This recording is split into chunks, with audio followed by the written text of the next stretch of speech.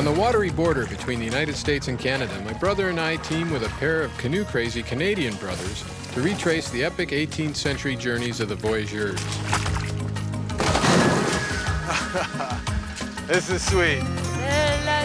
Carrying beaver pelts thousands of miles across Canada, the Voyageurs were the long-haul truck drivers of their day.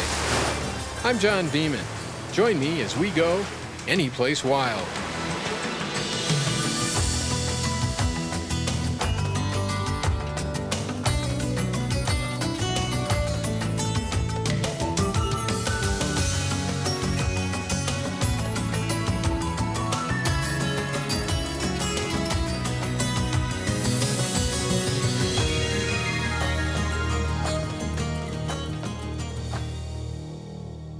Anyplace wild is what 19th century naturalist John Muir replied when asked where he'd most like to go.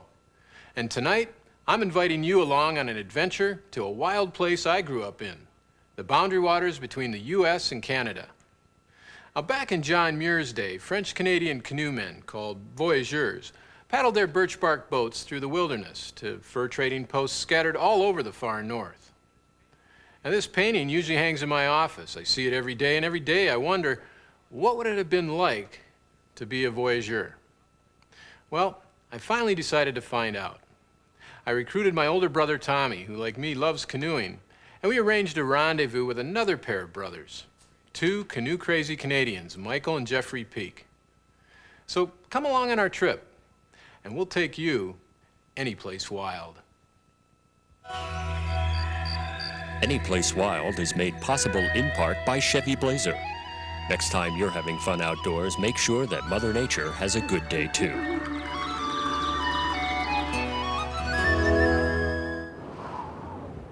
And by Low Alpine. 30 years of innovation in backpacks and apparel. Low Alpine. And LL Bean, providing sporting gear and apparel for people who love the outdoors for over 80 years. On this trip, we'll be traveling the dotted line, the watery boundary between the state of Minnesota and the Canadian province of Ontario.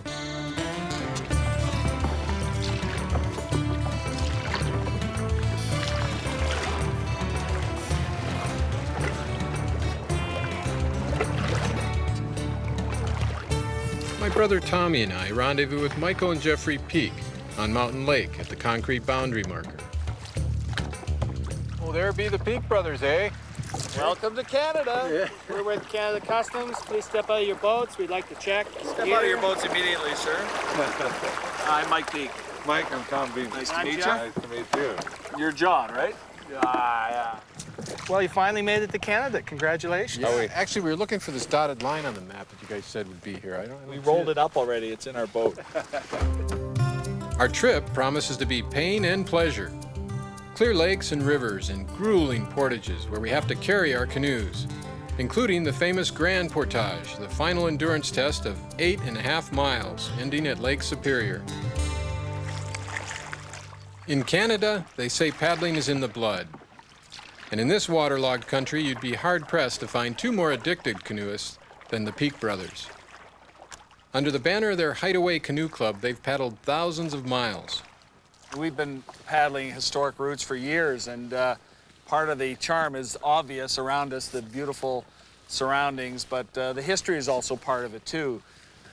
Going where explorers have gone and retracing their routes, and the more you learn about a route that you're on, the more you enjoy it and the more you get out of it. The historic route we'll be following could be called the original Trans-Canada Highway. Every major explorer, if you wanted to travel to the Western Canada, this was it. You had to pretty well paddle through this route, but they were really just following the customary routes that the Indians themselves used. Canoes were to Canada what wagon trains were to America, the way west. In 1842, when the two countries finally negotiated the boundary, they split the old canoe route right down the middle.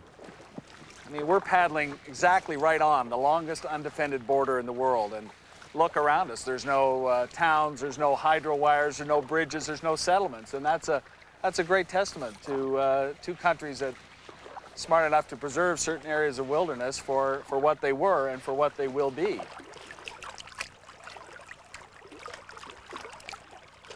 At the end of Mountain Lake is our first portage. Connecting this lake to the next, there's a stream too shallow for our canoes. The portage is just 150 yards, a mere hint of what's ahead.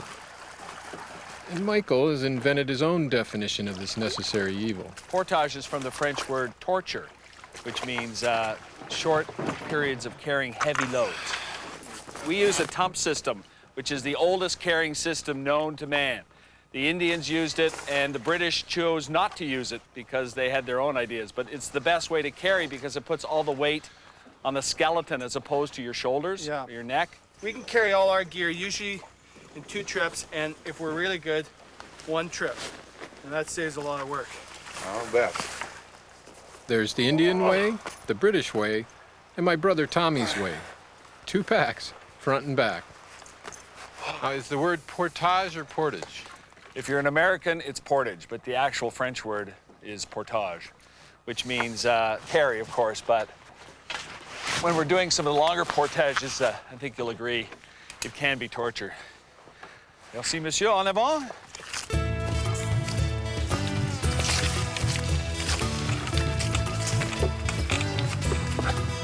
Ooh, this is lovely.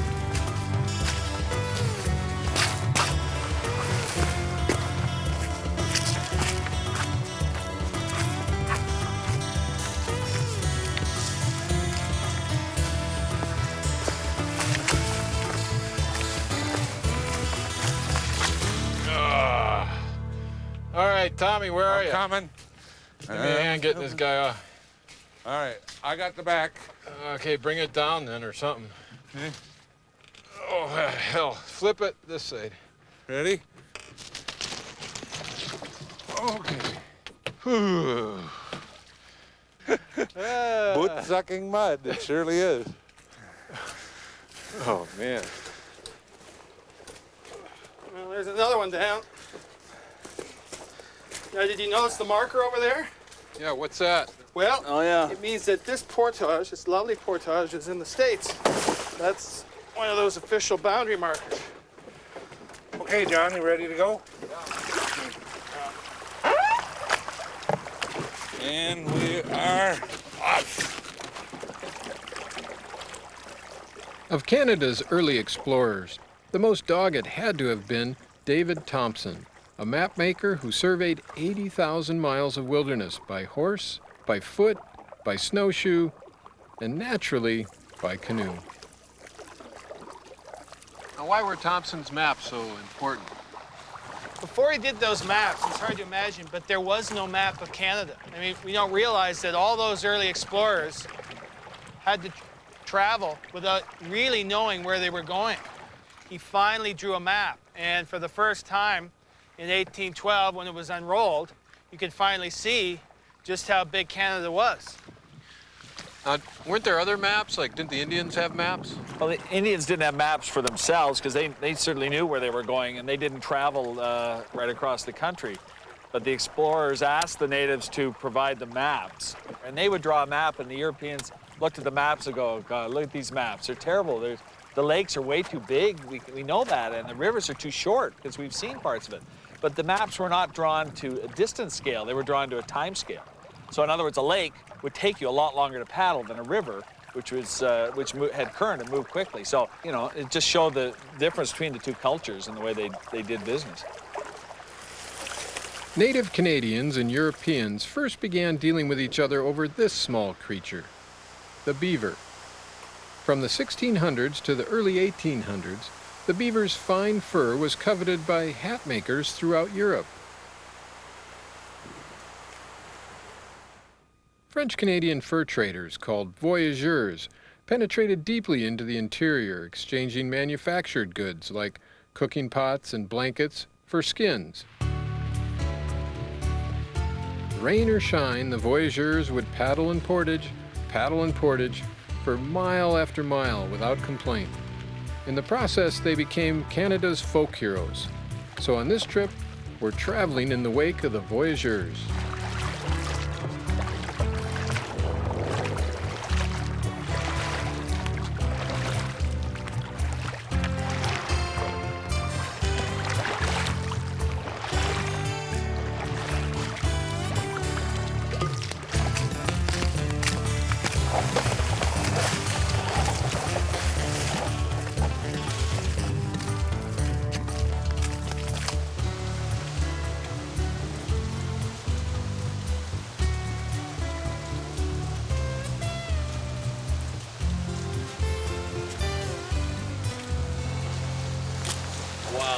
Look at that. At least there's some good comes from all this rain. My kids would make me paddle to the end of that, you know, look for that gold. And it's right there. I can see it.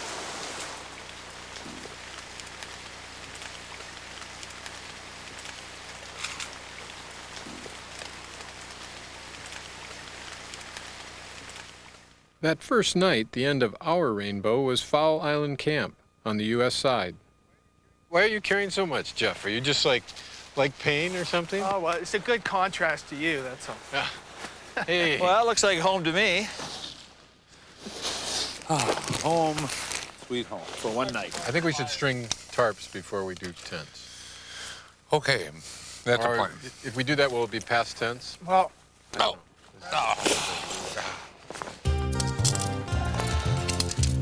Yeah, just tie it off around the tree. Okay.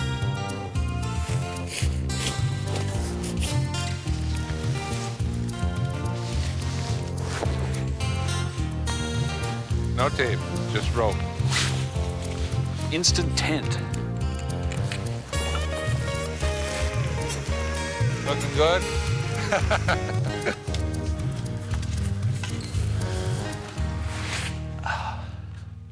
Little racquetball. You portage a chopping board? look, when are you going to stop being surprised at what we carry? The best thing about eating like this is we don't have to carry this stuff anymore. Yep, the packs get light very quickly. And do I understand we have some monster portages We coming? only have two left. Only have 2 portages left. But they total They do total 10 10 miles. That's true. But You don't it's have to just tell me that. But only Oh, 2. Look at it God. that way. That's the spin. And just to put the day in perspective, here's a quote from explorer on 1826, and it was 7 at night, which is roughly about what time we have now. And he asked the men, don't you want to camp? And he said, they answered, they were still quite fresh yet. They'd been paddling constantly since 3 o'clock this morning, 57,000 strokes with the paddle, and they were still fresh yet. No human beings except the Canadian French could stand this sort of treatment. And we ended up camping at 9:30 that night, having come 79 miles that day. So we're short a few here. I think we got another 70 miles to go. Let's pack it up and go. Go for it. Nah, I'll stay here.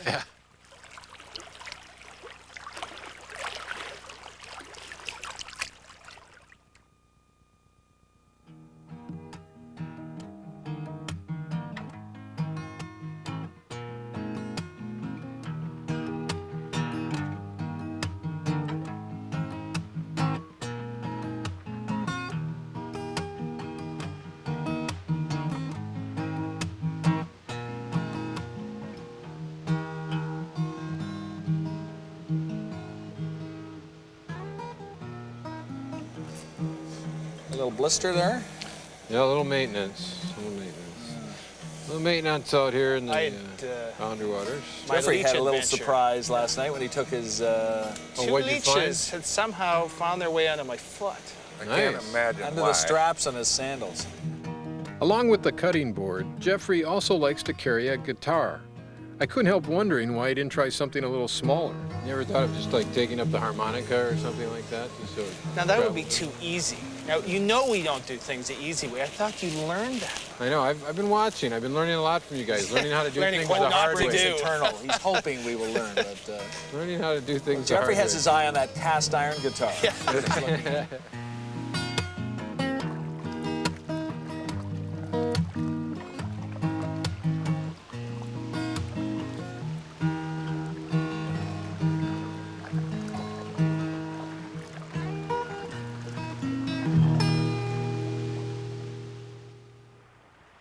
At the south end of Fowl Lake, there's a promontory called Goose Rock. David Thompson, the mapmaker, probably climbed this rock back in 1823, so it didn't take much arm twisting for us to climb it too. Okay. Thompson was responsible for surveying much of the U.S.-Canadian boundary.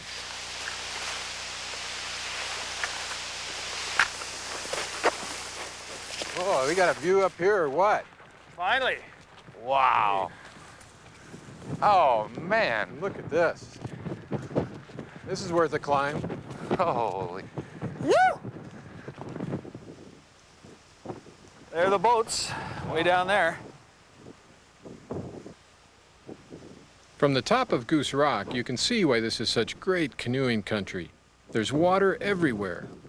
The bad news is you can see the portages that are coming up as well. It hurts just to look. There's the Pigeon River down there. You can just see it. That's about where the portage comes out. Just So we're walking across that? Yeah, right Yeah. through here. There's only 2 more portages. Remember? Yeah. Keep telling me See, that. I think you're getting the hang of that now. Well, welcome to Portage Most Foul.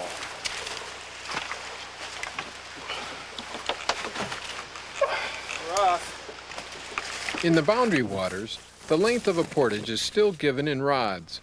An old surveyor's measure equal to 16.5 feet. Foul portage is 320 rods, exactly 1 mile. Every rod there are obstacles. It's a kind of canoeing steeplechase, but hey, we're walking in the footsteps of the Indians, the explorers, and the voyageurs.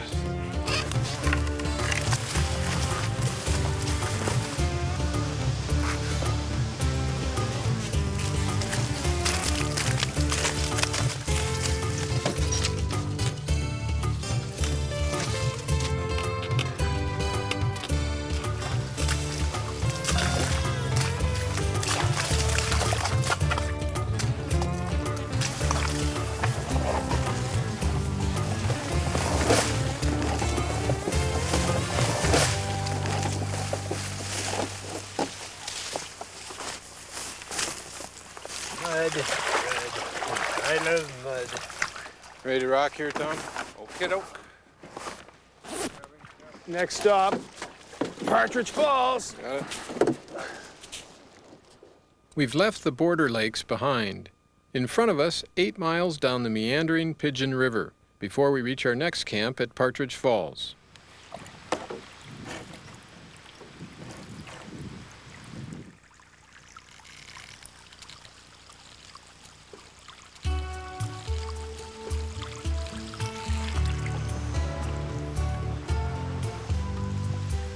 In paddling, as in life, there's no rest for the weary, at least not for long. The Pigeon River transforms itself from deep and placid to shallow and irritating. Back paddle. That's pretty shallow. Our predecessors had to do this in fragile birch bark canoes. Let's take their line. Yeah, pretty much. Watch out. Well, how can I watch out to something I haven't seen? Well, just keep your eyes open. Well, I got them open. I couldn't see You that. never could see anything, you know? Cross drop. Go left. Look out. Keep it straight on. Drop. Get over left. Right here. Look out. Ooh. Upstream, upstream, upstream. It out. The water's freezing. The rocks are slippery. At every step, I have visions of a twisted ankle and a cold bath. You imagine doing this with moccasins on? Sandals are close enough, I think. And so our second day ends with another hike, not just on the portage, but down the middle of the river, too. Well, all I can say about today is what doesn't kill you makes you stronger, right? You're getting the idea. I'm feeling stronger. Today, I'm sure I dropped 10 pounds. On your foot. Even though it's hard, there's still a basic satisfaction there just from, I mean, everything's so simple. You're traveling, you're carrying your gear, you eat. Life is fairly uncomplicated. I mean, we talk about why we do the trips and why, because it is hard. I mean, you know, you get wet and it is tiring. There's no doubt about that. But I sort of was thinking that our minds and our consciousness are in the late 20th century. But our bodies evolved over thousands of years. So there's something in there that draws us back to a more primitive existence. That's why I think that so many people feel that pull to come out to the wilderness.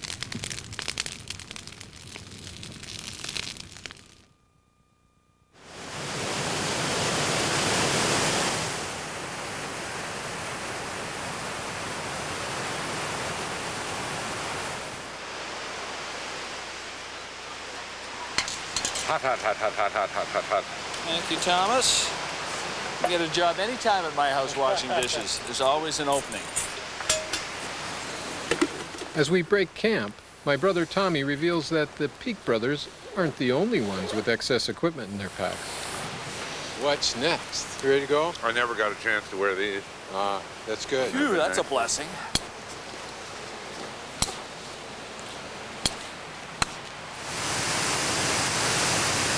From here to Lake Superior, the Pigeon River drops through a series of unrunnable waterfalls. Instead of doing a dozen short portages, native travelers created the Grand Portage, one of the longest in North America.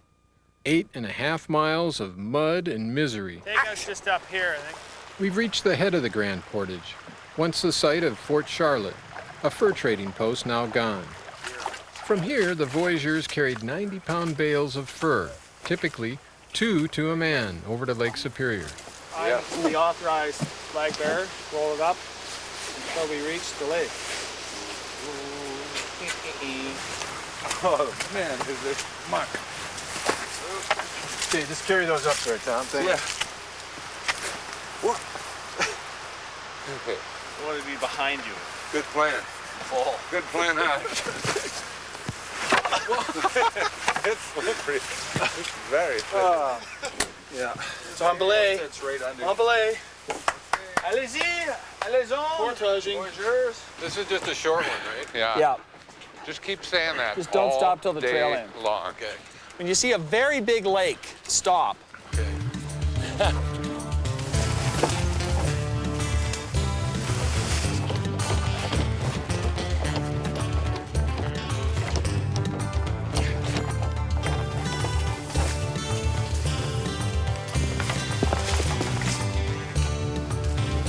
Water break. That's the highest point of the trail right here. We are? 1,300 Sign. feet. Can we ski from here or anything?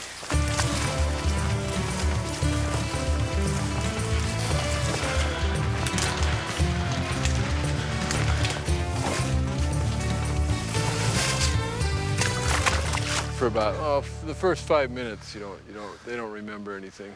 Well, the last time we did it, I remember there was sort of like 3 stages of pain. There's the first bit, the first third of the portage where you stop, it goes away. Then there's the next stage where it hurts a lot afterwards, but it's not too bad. And the last bit, it was like someone digging a chisel into your shoulder blades here, and you just had to grit through it. But Well, that's nice, Jeff. I have all that to look forward to. It's It's true. like you really know how to get a guy pumped up. well, it's this whole historical experience we're trying to give you, John.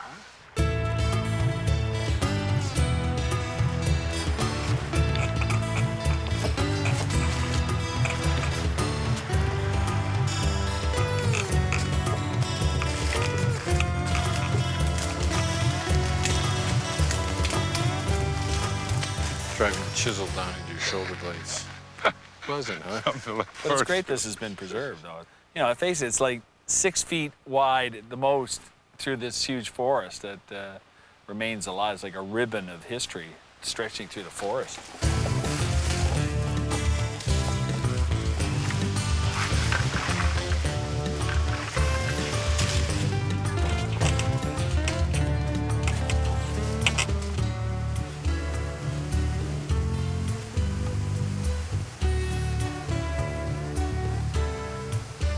It's part of me now.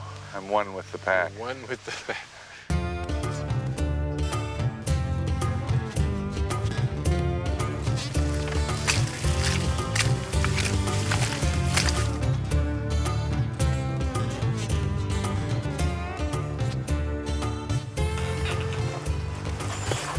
Howdy.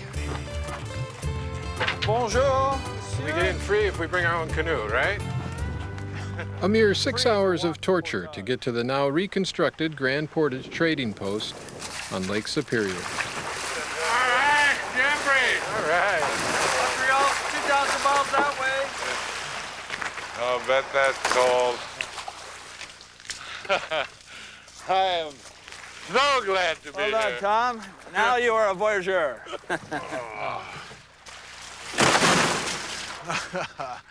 This is sweet. Hey, Monsieur Voyageur, I salute you. hey, thank you, thank you. Everything, I love it. Johnny, There you go, Tommy. I'm glad that's done with. Yeah. Oh, it's great. Now let's go back for the second load, okay?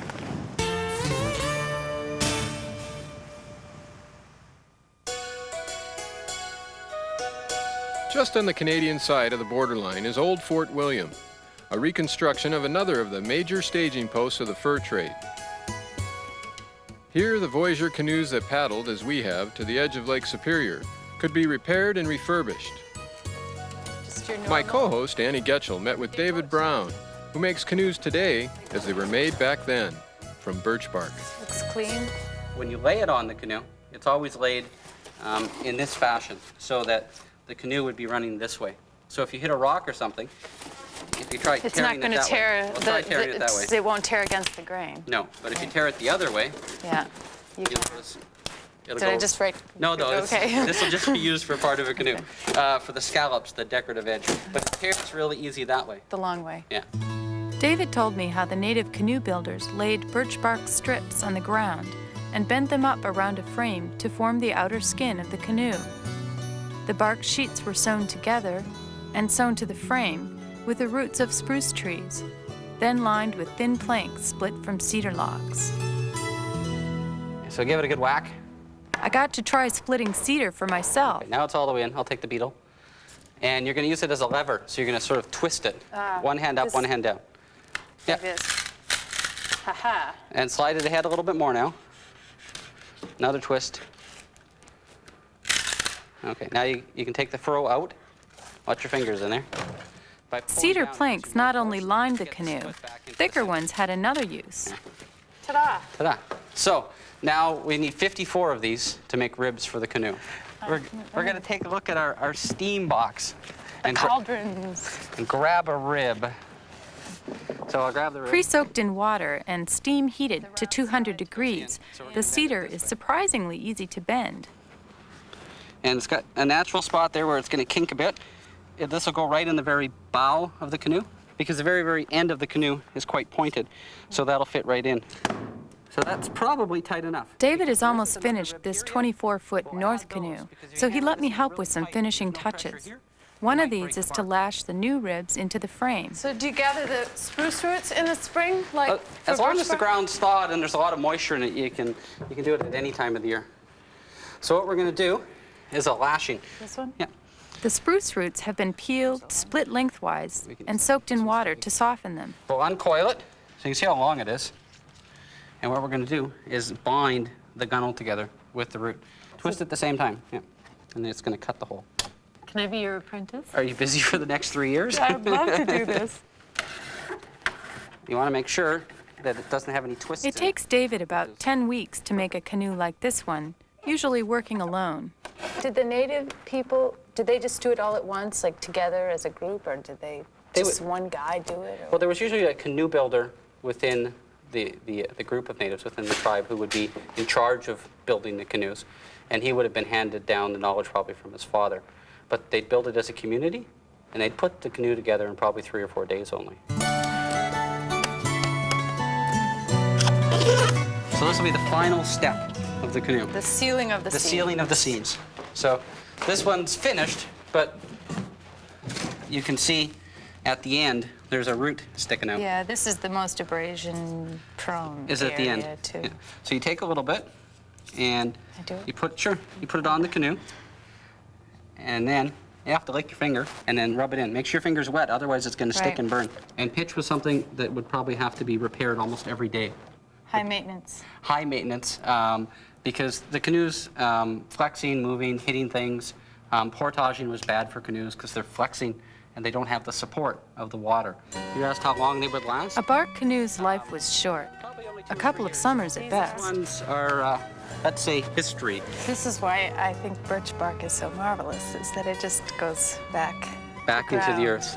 That's why there aren't many old birch bark canoes around.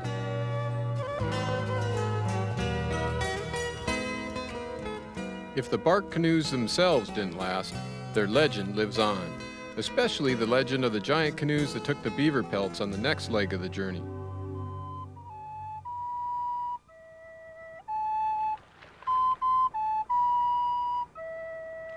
This could be the dawn of almost any summer's day in the 18th century. The scene? An overnight camp of the voyageurs who paddled not the lakes and streams of the western forests, but the open waters of the Great Lakes.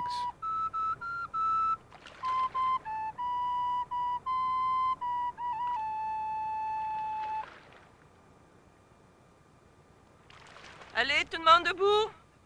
Tout le monde debout. La journée commence. Allez les gars, on y va. On va commencer à faire le feu, puis après on va aller sur l'eau. Vous avez une bonne nuit? Oui. Ouais. These voyageurs are a group of amateur Canadian historians and canoe buffs, whose passion is recreating the voyageurs' way of life down to the smallest detail, like using flint and steel to start their morning fire.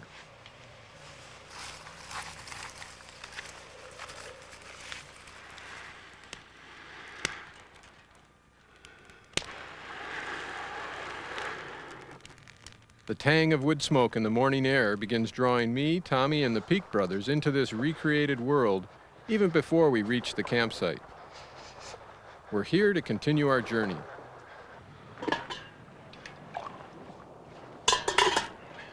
Bonjour. Hey. Good morning. You must be Peter. I am Peter I'm Laborde. John. This is Jeffrey Peak. Nice Michael to meet you. Peak. Peter, hi, how are you? Nice to meet you. My brother Tommy. Bonjour, Peter. Bonjour, welcome. Welcome to Lake Superior. The Montreal canoe we'll be paddling is a fiberglass replica of the Bark original and longer than a school bus. Hey, we have some new recruits to help put this beast in the lake. Hey. Good. Hey, and just hand it down? What does this thing weigh anyway? About 600 pounds. What a monster. Voyageur is French for traveler, and the voyageurs who plied the Great Lakes were travelers and then some. Carrying up to 4 tons of beaver pelts or trade goods in each Montreal canoe, they were, as Peter Laborde likes to say, the long-distance truck drivers of their day. All right, folks, ready to go? So watch Sean at the front, he's the avant. And the first command is préparé, and next command is en avant. And just follow the stroke of Sean at the front.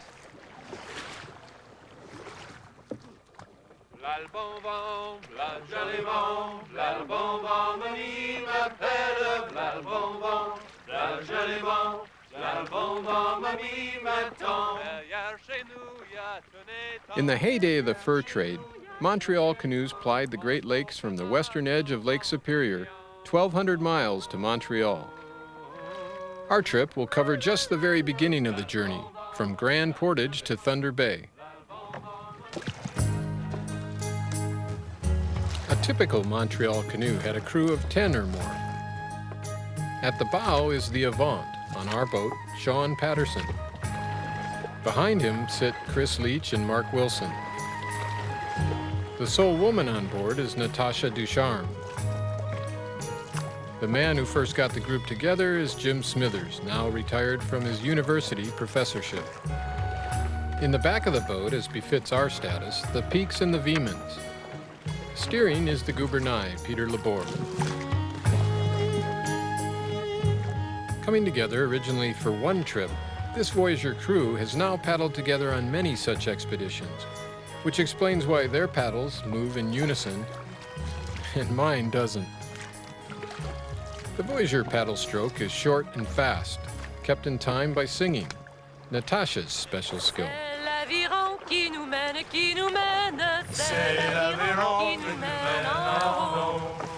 The Peak brothers pitch right in. Well, they are Canadian.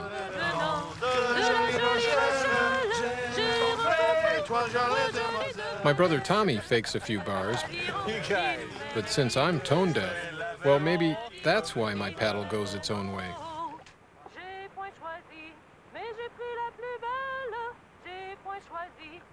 After a couple of hours on the water,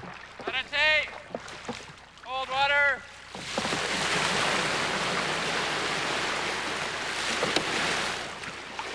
So we'll get out here and have a pipe break. now what's the deal with the pipe breaks? Historically, you hear of the pipe breaks as a time to relight the pipes and continue on for the day, but it has a purpose. when you start paddling the boats in that it gives you a break. It's about the right period of time, once every hour and a half or 2 hours. So it can break up your day. You can count your day in pipes instead of hours. Today we had a 6-pipe day, which would be a long day, or a 4-pipe day, which would be a short day. One of the brigade members would say allumer, which is light up. All right. It's the only word that they needed to drop the paddles and get out the pipes. Wouldn't take much prompting for a break. Well, these days they probably have a no smoking section in the canoe, I'm sure. Somewhere at the back. That's why you have a funny-shaped hat. Oh, really? Oh. Drop your pipe in there and it won't get broken. Really? Does Thank that you for the reflect compliment. upon certain... And then you put that on, and then this can... And Well, yours is going straight across. But if your hat was longer, How this you would come doing down there? the side. That's why they wore the long hats. Yeah, one of the reasons, yeah. Now, how come they didn't use big ships? I mean, Lake Superior is plenty big. Why would they use, just big canoes like this? Because if one ship goes down, you can lose a lot more furs and a lot more trade goods than if one boat goes down. Shipping goods by canoe required stamina for the voyageurs and for the owners of the trading companies. Many months passed between trapping the beaver in northern Canada and selling the top hat in Paris. Investing in the fur trade was not for the queasy. On average, it took 4 years to find out if there was a profit or not. Préparez! En avant! J'entends le moulin, tic-tic-tac. J'entends le moulin, tac. Pipe break over, it's back to stroke after stroke after stroke, without the usual canoeist option of switching sides to rest tired muscles. J'entends le moulin, tic-tic-tac. J'entends le moulin, tac. J'entends le moulin, tic-tic-tac. J'entends le moulin, tac.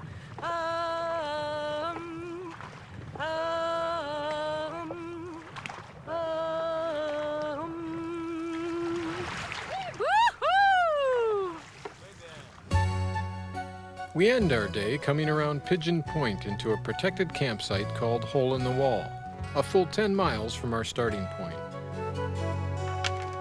Well done, Voyageurs. Thank you Full day.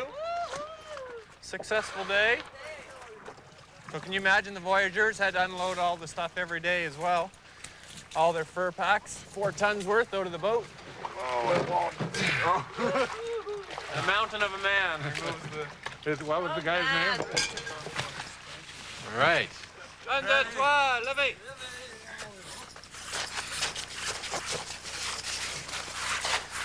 How's that, Sean? Now, would the Voyageurs do this every night? Well, every night they had to take their boat out. Every night they had to set up camp, had to unload all their gear. Yeah, they slept mostly under the canoe, one form or the other. Huzzah! Huzzah! Woo! Is that a pretty long day, 10 miles for the... No, that would be probably the distance the Voyageurs would do before the first pipe break. Oh, so like Yeah. before breakfast they would do Yeah, before breakfast even, yeah. Yeah. So, Well, that it would be wasn't just too bad. No, it was good for us. For our first day, I'm not complaining at all. We did very well. So here we are. These are almost done. Moccasin soup. So how did our new Voyageur enjoy the day today? The stroke is different, and that's set me off a little. It's not any of the same. It's shorter. Everything's shorter. It's funny, without even a hard stroke, you really move along. I think the hardest thing was not being able to switch.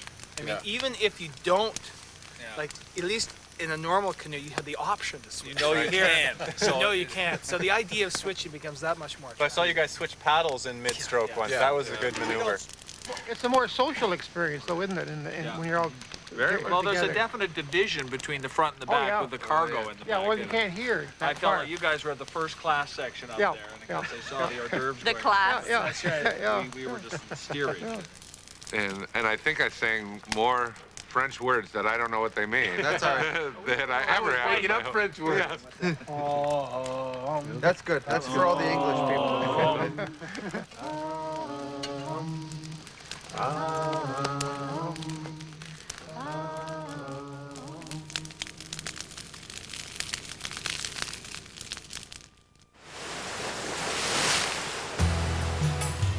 Superior is notorious for bad weather, and today the lake is in a particularly foul mood.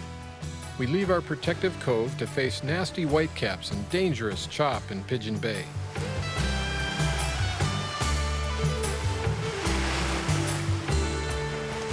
Soon we're battling nearly 6-foot waves and a 20-knot wind. Sitting behind the Avant, I'm spared a good soaking, but ringing in my head is Peter Labour's cheery assertion that when a canoe went down, it lost only 4 tons of fur. It's a different story when your hide's on board.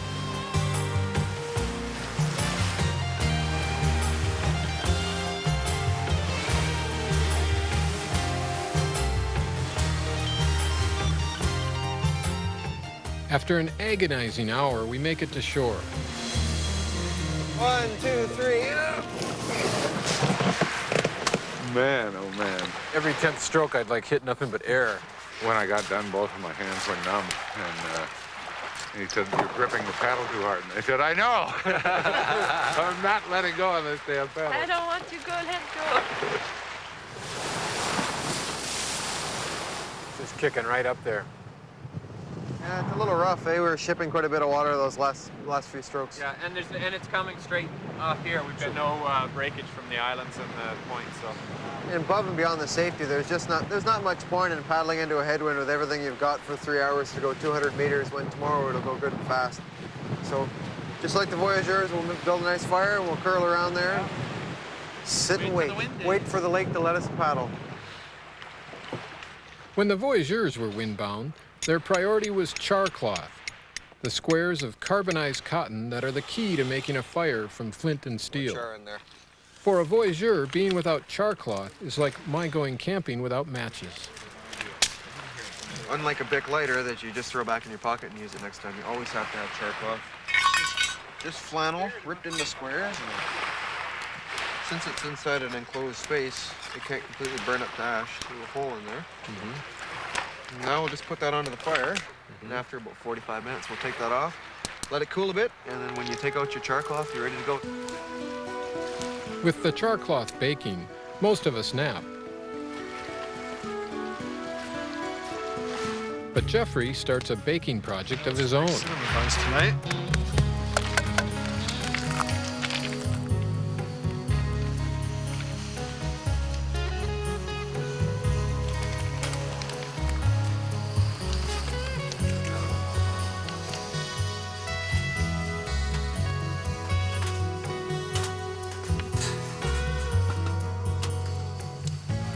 Yeah, it's clearing right up, eh, there. No sooner are the buns in the oven than the weather clears. Yeah, I'd say the wind has switched to 15 degrees and 20 degrees since we were here last time. And we'll head out. Two hours should get us somewhere. So you're used to being windbound, are you, Jim? Yes, one of the interesting things about doing these kinds of trips is that it's a good chance to check the myth with the reality. Oh, yeah? Quite often, when you read about the Voyageurs, they got up every morning at 4 o'clock. They paddled every day until dark, which would be 11 o'clock, which meant they had 20 hours of paddling. And 20 hours of paddling at 5 miles an hour is about 100 miles. In reality, they averaged 30 miles a day, so they must have spent a lot of time stopped, windbound, just like we were today. Yeah. The char cloth is cooked. Yeah, it looks good. It's good and dry. It shrinks down a little bit smaller, but it's ready to go. As for Jeffrey's buns, So we're going to take the cinnamon buns still in the oven. Still cooking, eh? 1, 2, 3.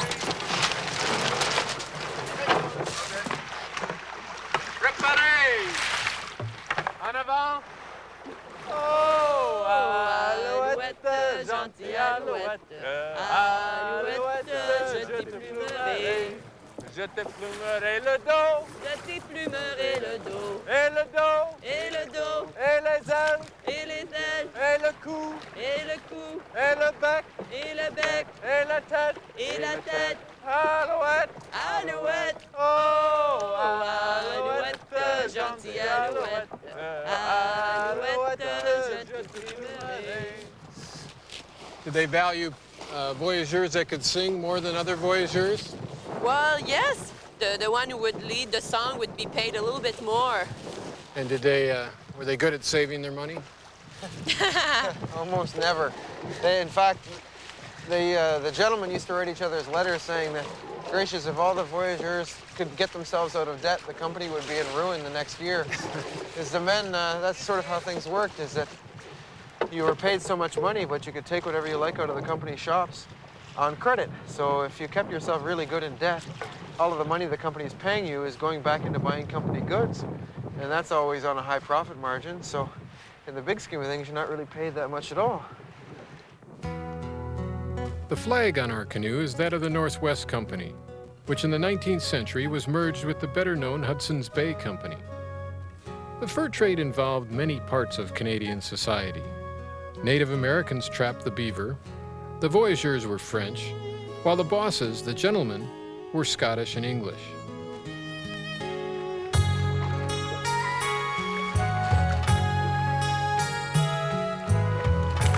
Arrêtez! Cold water, please. Let's just back up here into the cove a little bit and we'll take a break. Allumez, tout le monde. Drum roll. No, cinnamon roll. Ooh. Nice buns, Jeff. You have one, Michael? Yeah, I do. Oh, okay. Wow, that's awesome. This rest stop turns into more of a bun break than a pipe break. And now it's just a few more miles to our second overnight camp on Jarvis Bay.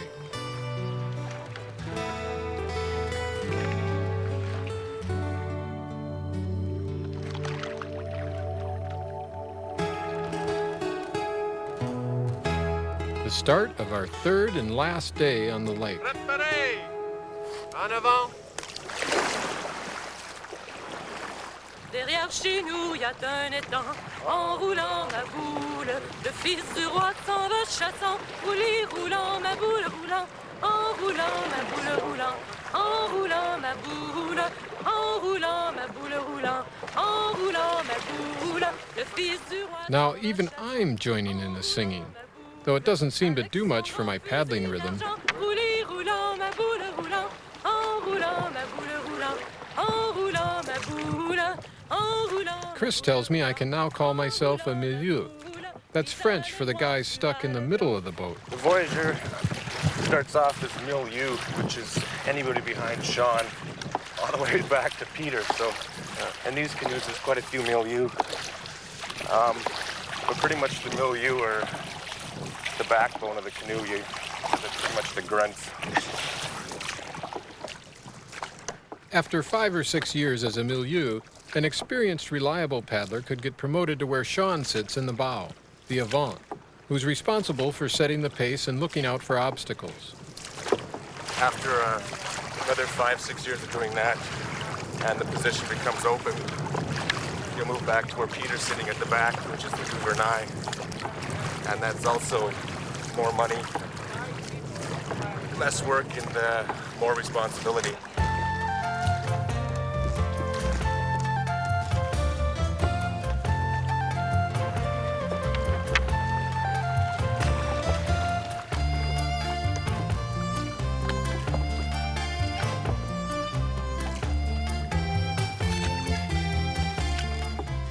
Superior is calm today, so we venture away from the shelter of the shoreline to spend the night at one of this Voyager crew's favorite camps, on an island off the mouth of Thunder Bay.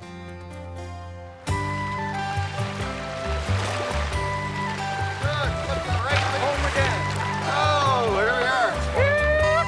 Thank God. For me, my brother Tommy, and the Peaks, it's our last night as Voyageurs.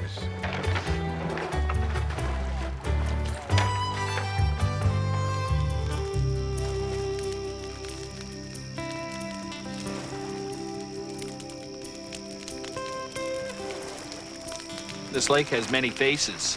Tonight it's showing us a beautiful one. That's a huge part of our charm. You appreciated today's glassiness extra because yesterday was so tough. Well, it sure gives you a new appreciation for how much hard work it was getting back and forth, because paddling all day, Everyone gets along really well when everyone paddles at the same stroke. Yeah. But actually, yes, John. I was meaning to talk to you guys about that. you were the only one in stroke, and everyone else was is upside down. We do, on behalf of the crew, I apologize for that. What is it that gets you guys so excited about the Voyageur way of life? In a lot of ways, the Canadian fur trade is representative of a lot of things that are Canadian. It's a huge effort in cooperation. You know, Native people, French and English all working together. That's why the canoe is such a good symbol for all this, because the canoe combines all three. Native, French, and English are all interwoven in the canoe. And it fits perfect in the Canadian landscape. If you take a map of Canada and throw 2 darts at it, you can put a boat in at one spot and paddle to the other spot, and across the entire country you never have to walk any more than 13 miles. That's the longest portage historically and modernly across this entire continent. Anyway, for me, it's like get to live the social life as a voyageur as well, and I really like those evenings around the fire and when people sing or dance. I feel it in my bones, and being out here on a night like this makes a very special place in your heart.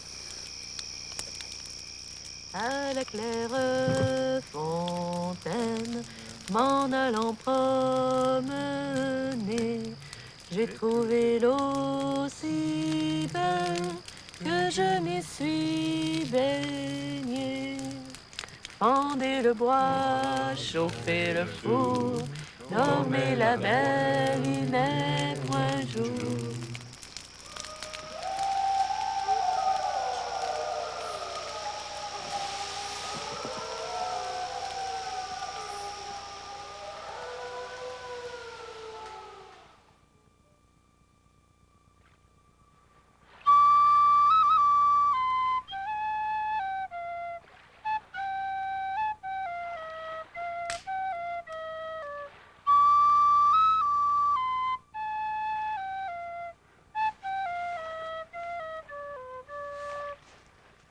Levez, levez, tout le monde. Time to get up. We gotta get on the lake before the wind comes up. A good night sleeping under the canoe, dreaming of wolves and paddle strokes. I've come to appreciate how idyllic the Voyageur's life must have been, yet how exhausting it really was. Up before dawn, to bed long after sunset, and in between, miles and miles of endless blue.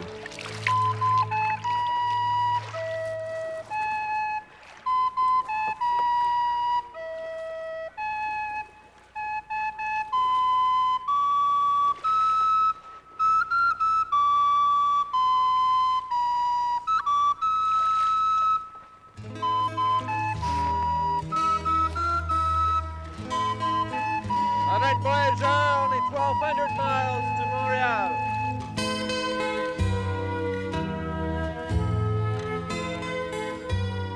As Sean, Peter, and the others paddle into the morning calm, I thought of that Voyageur painting hanging back in my office, and I realized I'd never look at it quite the same way again.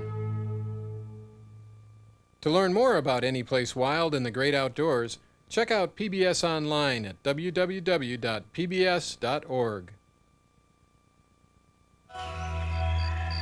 Anyplace Wild is made possible in part by Chevy Tahoe. Next time you're having fun outdoors, make sure that Mother Nature has a good day too.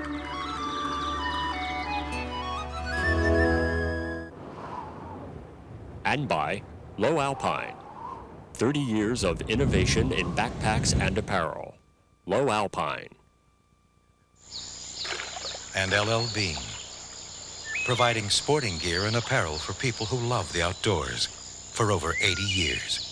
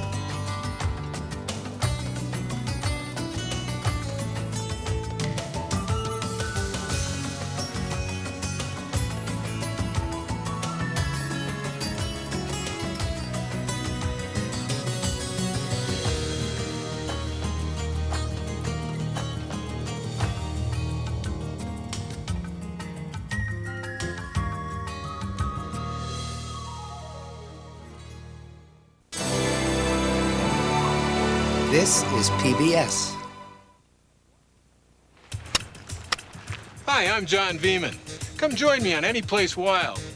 And places don't get any wilder than this. Anyplace Wild is a brand new series that takes co-host Annie Getchell and me, and you, we hope, if you'd like to come along, on trips where the only limit is what we can carry, where human muscles provide the power and human curiosity the adventure. Hey, yeah! Yeah, you can. Yeah.